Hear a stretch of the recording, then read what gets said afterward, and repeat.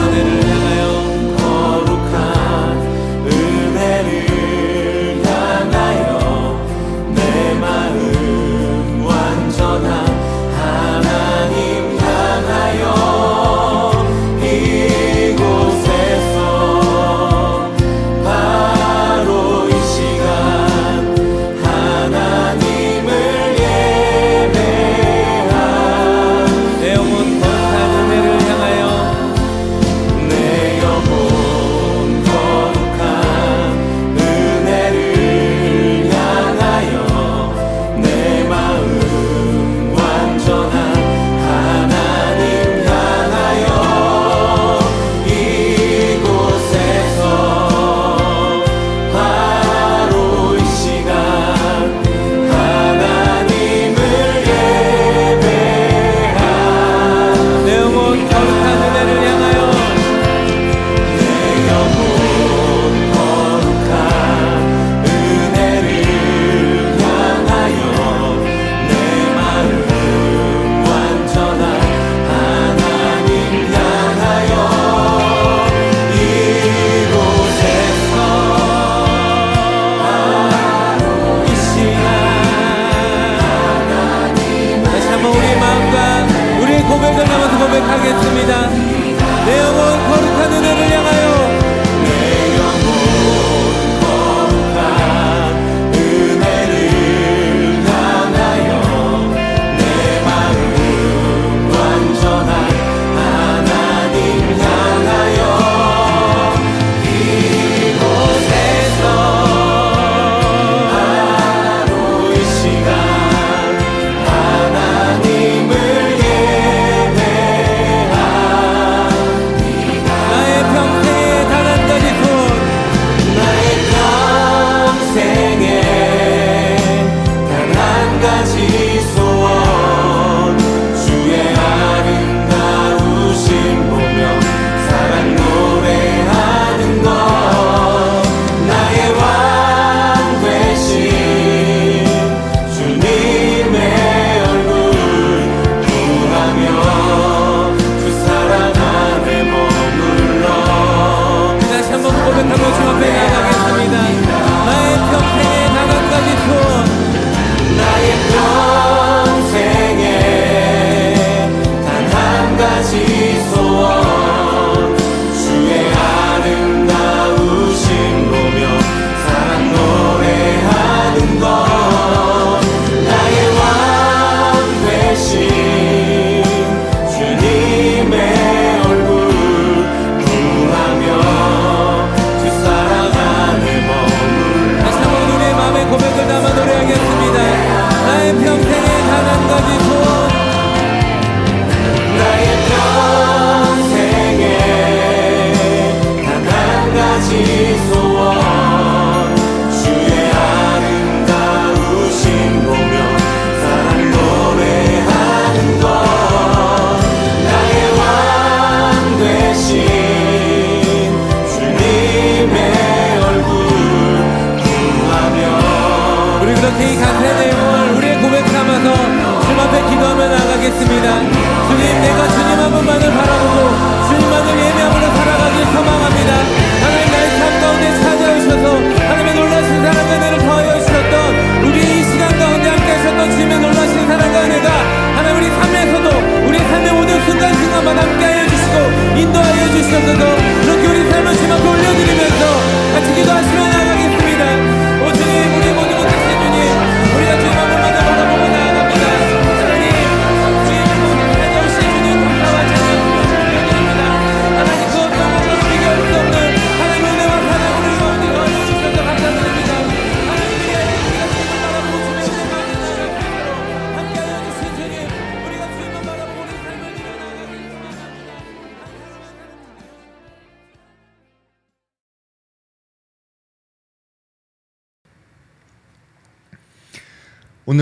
오늘 우리에게 주시는 말씀은 사도행전 8장 1절부터 8절까지 있는 말씀입니다. 사도행전 8장 1절부터 8절까지 있는 말씀입니다. 그날에 예루살렘에 있는 교회에 큰 박해가 있어 사도 외에는 다 유대와 사마리아 모든 땅으로 흩어지니라. 경건한 사람들이 스데반을 장사하고 위하여 크게 울더라. 사울이 교회를 잔멸할새 각 집에 들어가 남녀를 끌어다가 옥에 넘기니라. 그 흩어진 사람들이 두루 다니며 복음의 말씀을 전할새 빌립이 사마리아 성에 내려가 그리스도를 백성에게 전파하니 무리가 빌립의 말도 듣고 행하는 표적도 보고 한 마음으로 그가 하는 말을 따르더라. 많은 사람에게 붙었던 더러운 귀신들이 크게 소리를 지르며 나가고 또 많은 중풍병자와 못 걷는 사람이 나으니 그 성에 큰 기쁨이 있더라. 아멘. 코로나19로 모든 교회 대면 예배는 금지되었고 비대면 예배만 허용되었습니다. 교회는 건물이 아니라 성도의 모임인데 이번 조치는 교회만 특별히 2인 이상 모임을 금지시켜 교회의 본질을 흔들어 두었습니다. 성도의 교제가 금지되었고 성경 공부와 같은 양육도 금지되었습니다. 확진자 정보는 비공개가 원칙이지만 교회만큼은 교회의 이름과 교회의 성도 누구 때문에 전염되었는지까지 공개하고 있습니다. 상처 입은 사람의 아픔을 보듬어 주는 게 아니라 더 깊은 상처를 내고 있습니다. 공평과 정의를 내세웠던 정부가 동성애자의 인권을 존중하면서 차별금지법까지 발의했지만 교회만큼은 역차별하고 있는 것입니다. 전 국민이 교회를 미워하고 교회를 떠나게 만듭니다. 성도들에게 수치심을 주고 두려움을 심어줍니다. 이 모든 것은 보이지 않는 영적인 공격입니다. 참으로 가슴 아픈 현실이 아닐 수 없습니다.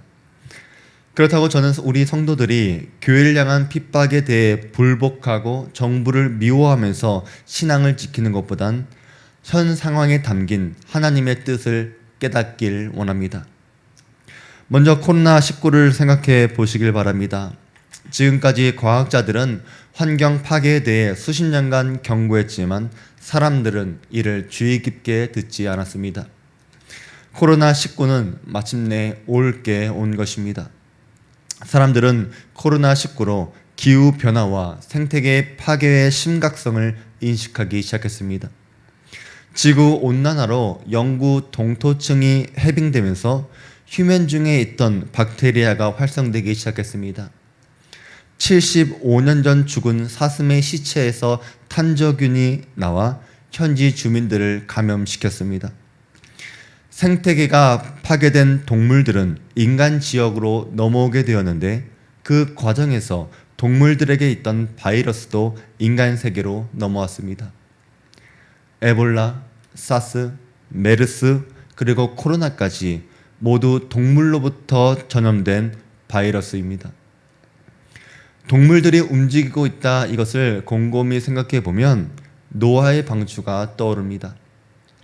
하나님께서 홍수로 세상을 심판하시기 전 노아에게 방주를 짓게 했고 동물 암수 한 쌍씩 방주로 이끌어 그 생명을 보존하게 하셨습니다. 그래서 노아의 방주가 거의 만들어지게 되었을 때 동물들의 대이동이 시작됐습니다.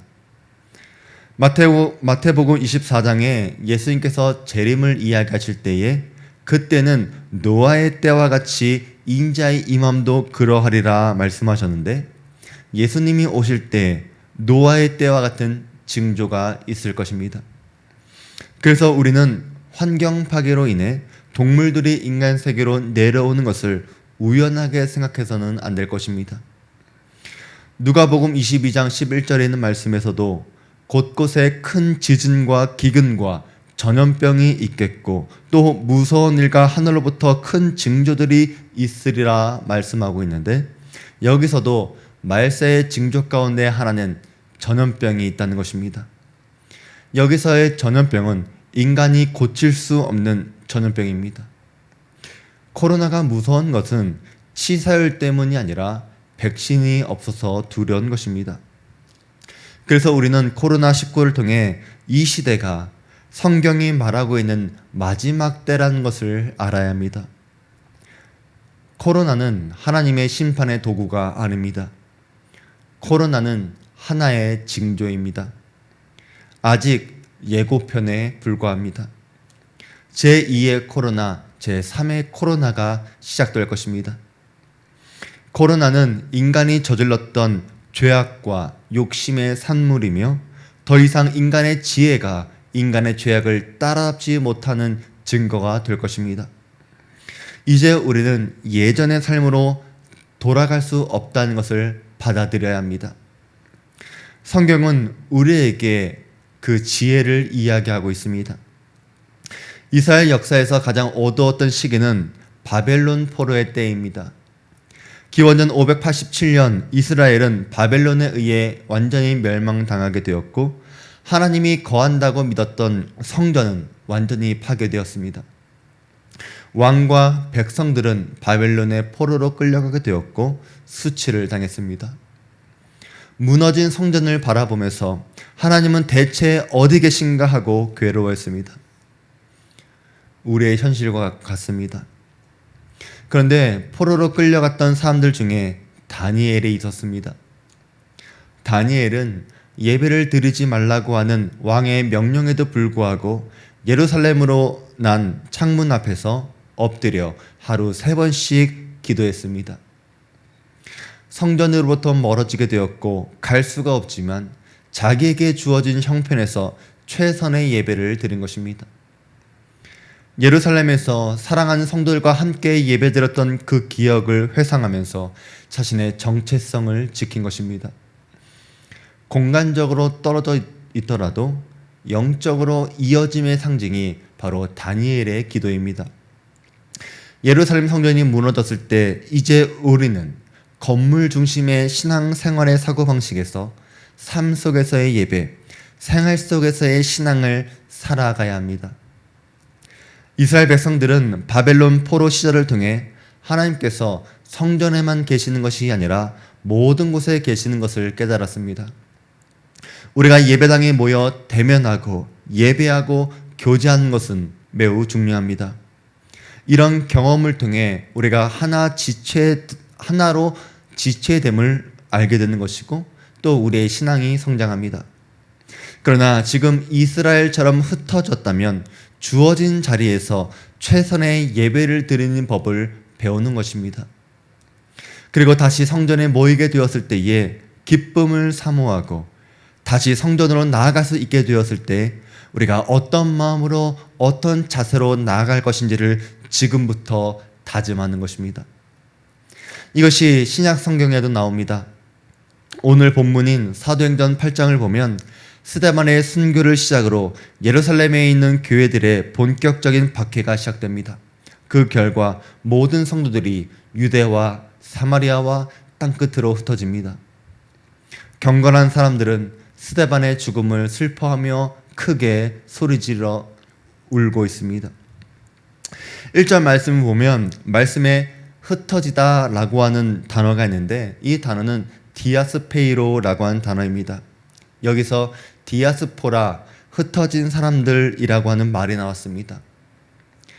1절에 모든 땅으로 흩어지니라 라고 하니까 마치 자기 자신들이 스스로 흩어진 것처럼 보이지만 신약 성경 원문에서는 이 구절이 수동태로 되어 있습니다.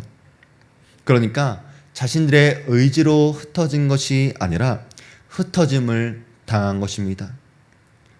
만일 흩어졌다라고 하는 것을 세상이, 사회가 흩어졌다라고 한다면 이것은 속상하고 슬프고 억울한 일이지만 하나님께서 흩으셨다라고 한다면 분명한 목적과 선한 뜻이 있으니까 우리는 기대할 수 있는 것입니다. 사도행전 8장은 교회사에서 큰 의미가 있는 장입니다. 왜냐하면 예루살렘에 있는 복음이 이제 예루살렘을 넘어서 유대와 원수였던 사마리아까지 퍼져갔고 그 후에는 완전한 이방인들에게까지 복음이 전해지게 되는 전환점이 되는 장이기 때문입니다. 4절에 있는 말씀을 보시길 바랍니다. 그 흩어진 사람들이 두루 다니며 복음의 말씀을 전할세. 그러니까 흩어진 사람들은 숨어 있는 것이 아니라 도망친 게 아니라 교회를 떠난 것이 아니라 흩어져서 복음의 말씀을 전한 것입니다. 사도행전을 기록한 누가는 왜 흩어진 사람들의 이야기를 기록했습니까? 앞으로 벌어지게 될 사도행전의 기록들은 피해받은 사람들의 억울한 스토리가 아니라 흩어진 사람들이 전한 복음의 놀라운 스토리를 전하기 위함입니다. 이렇게 하나님이 일하시는 방법은 사람의 생각과 다릅니다. 이사야서에 있는 말씀을 보게 되면 여호와의 말씀에 내 생각은 너희 생각과 다르며 내 길은 너희 길과 달라서 하늘이 땅보다 높음같이 내 길은 너희 길보다 높으며 내 생각은 너희 생각보다 높으니라 말합니다.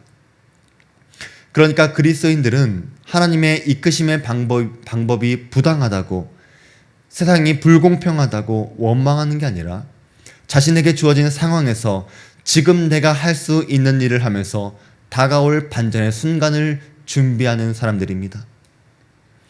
형들이 요셉을 노예로 팔았을 때 요셉이 당한 인간적인 배신감, 슬픔, 분노는 어떠하겠습니까?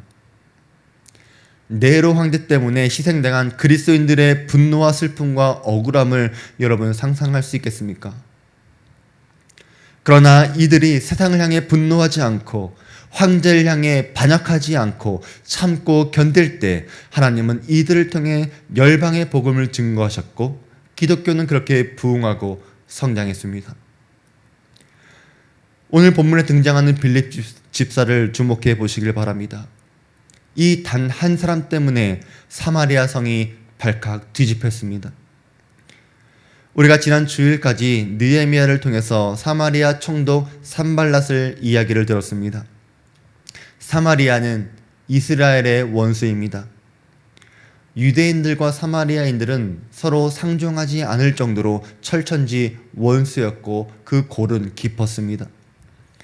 그런데 예수님은 분명히 예루살렘과 온 유대와 사마리아와 땅끝까지 이르러 내 증인이 되리라 말씀하십니다. 그러면 사마리아는 내가 싫어도 가야 합니다. 그런데 사도들과 성도들은 예루살렘이 너무나 좋으니까 사마리아는 생각하지 않았습니다. 그래서 하나님은 사도행전의 핍박을 통해서 유대의 중심주의를 깨뜨리고 모든 사람에게 복음을 전파하는 길을 열으신 것입니다. 우리가 실패했다고 생각할 때, 우리가 패배했다고 생각할 때 하나님은 놀라운 역전을 준비하고 계십니다. 하나님께서 빌립을 사마리아에 보내 복음을 전하셨을 때 그 성에 큰 기쁨이 있었습니다. 유대인들에게 이때껏 차별받고 멸시받고 모욕받고 슬퍼하던 그 땅에 큰 기쁨이 생긴 것입니다. 이렇게 주님의 복음이 전해지게 되면 슬픈 한과 절망과 어둠과 분노가 기쁨으로 변하는 것입니다. 만약 지금 여러분들이 가정에서 이 설교를 듣고 있다면 여러분의 가정 가운데 복음이 들려지기를 원합니다. 직장이나 차 안에서 듣고 있다면 그곳에서부터 복음이 전해지기를 원합니다. 지금 세상 사람들은 교회를 오해하고 있습니다. 교회가 코로나를 퍼뜨린 게 아닙니다. 우리 교회도 코로나 방역수칙을 잘 지켜왔습니다. 손 소독제를 비치하고 교회에 오는 사람들의 열 체크를 하고 방문 기록을 남겼습니다. 예배 때도 거리 두기와 마스크를 착용했습니다. 그런데 눈에 보이는 결과는 그렇지 않습니다. 그러니까 사람들은 교회에 돌을 던지고 욕하고 교회의 생명을 끊어놓는 것입니다. 하지만 우리는 그들을 이해할 수 있습니다. 그들도 두렵기 때문입니다. 다시 예전으로 돌아가지 못할 것에 대해서 두려워합니다. 교회가 자신의 살 길을 막았다고 생각하기 때문에 분노하는 것입니다. 그래서 저들에게 복음이 필요합니다. 기쁜 소식이 필요한 것입니다.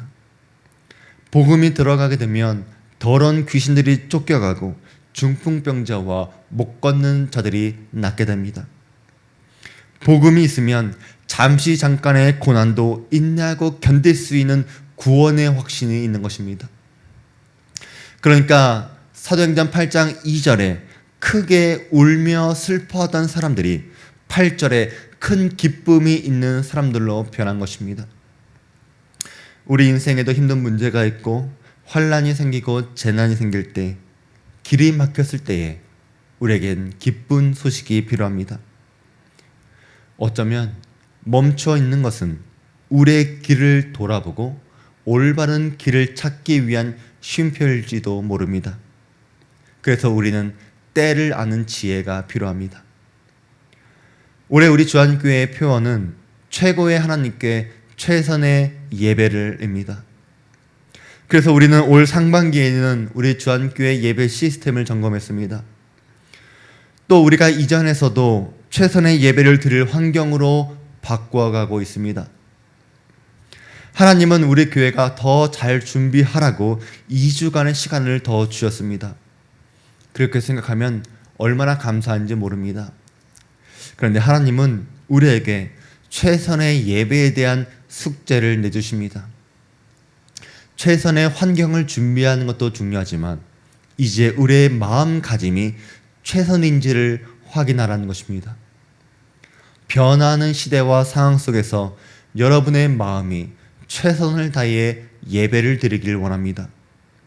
그리고 다시 성전으로 돌아올 때에 큰 기뻐하며 만나길 원합니다. 히브리서 12장 2절에 있는 말씀을 오늘의 결론이 되길 원합니다. 믿음의 주요 또 온전케 하시는 이인 예수를 바라보자. 그는 그 앞에 있는 기쁨을 위하여 십자가를 참으사 부끄러움을 개의치 아니하시더니 하나님 보좌 우편에 앉으셨느니라. 너희가 피곤하여 낙심하지 않기 위해서는 죄인들을 이와 같이 참으신 예수를 생각하라. 지금 여러분이 이 시대가 주는 도전과 핍박에 대해 피곤하고 낙심된다면 그 앞에 있는 기쁨을 위하여 십자가를 참으신 예수님을 생각하시길 바랍니다. 징계가 고통스럽고 부끄럽지만 이를 통해 연단받는 성도들은 의와 평강의 열매를 얻게 될 것입니다. 피곤한 손과 연약한 무릎을 일으켜 세우고 우리 성도들의 발이 곧은 길을 걸어가며 다시 쓰러지지 않도록 고침받기를 바랍니다. 최고의 하나님께 최선으로 예배를 드리는 성도들이 되시기를 바랍니다.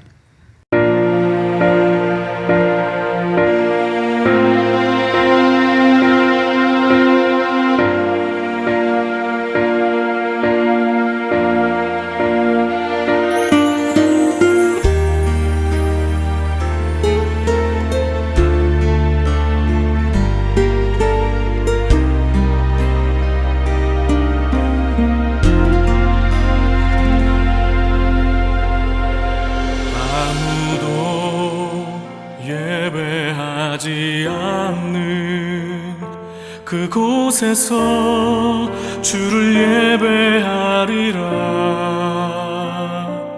아무도 찬양하지 않는 그곳에서 나 주를 찬양하리라.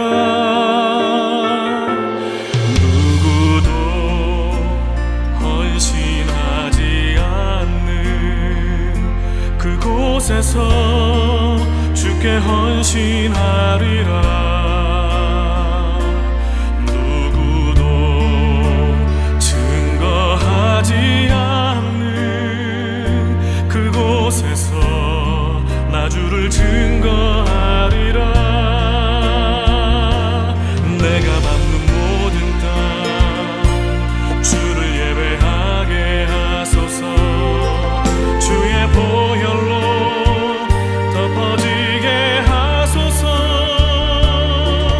내가 선이고 주의 거룩한 곳 되게 하소서.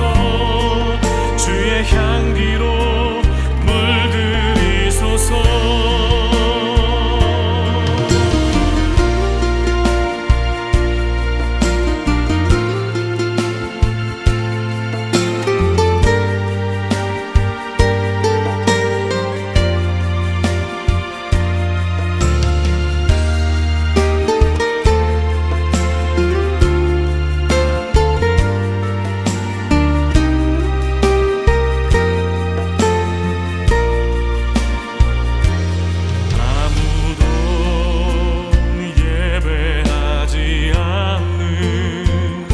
그곳에서 주를 예배하리라.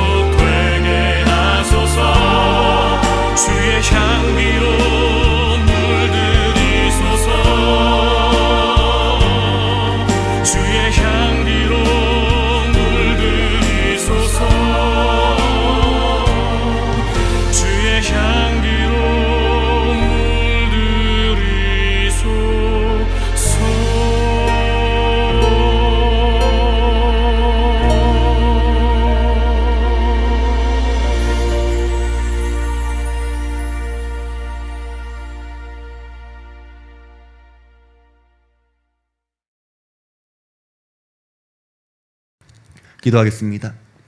사랑과 구원의 하나님 아버지, 최고의 하나님께 흩어진 자리에서 최선으로 예배드리는 성도들을 바라보시는 주님, 우리의 마음과 입술과 정성을 다해 하나님을 찬양하고 예배합니다. 하나님의 시간표에 따라 곳곳에 주님이 오실 마지막 증거들이 나타나고 있을 때에 이러한 징조들을 통해 우리 성도들은 주님이 다시 오실 것을 기다리는 성도 되게 하여 주시고, 교회와 성도들을 향한 핍박과 조롱 앞에서 예수 그리스도의 십자가를 바라보는 성도 되게 하여 주시옵소서. 우상과 이단들은 거짓 화평을 내세우고 나라의 위정자들은 공평과 정의로 다스리지 못하며 진리를 전해야 할 교회조차 혼미해져 갈 때 우리 성도들은 이 시대를 분별하는 영적인 진리를 붙들게 하여 주시옵소서. 고난과 핍박 속에 담긴 하나님의 뜻을 알게 하시고 우리가 먼저 겸손하고 먼저 회개하고 주어진 환경에서도 끝까지 복음 전하는 성도들 되게 하여 주시옵소서. 예배를 드리기 어려운 환경에 최선으로 예배를 드릴 때에 우리의 믿음이 확증되게 하시고 빌립 지사님처럼 복음을 전하는 곳곳에 큰 기쁨이 넘칠 수 있도록 주님 우리를 사용해 주시옵소서. 예수님의 이름으로 기도드립니다. 아멘.